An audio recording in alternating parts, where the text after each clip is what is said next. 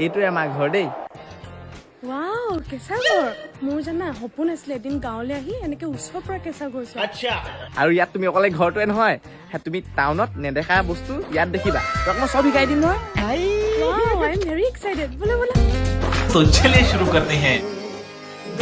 Wow চিছো এইটো চিছো নহয়, ঢেঁকী হয় ঢেঁকী।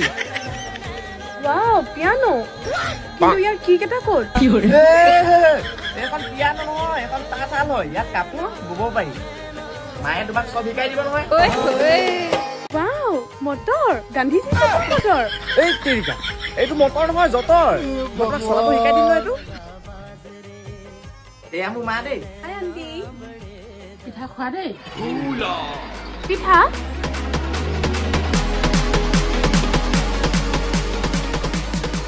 ইমান বেয়া খাবলে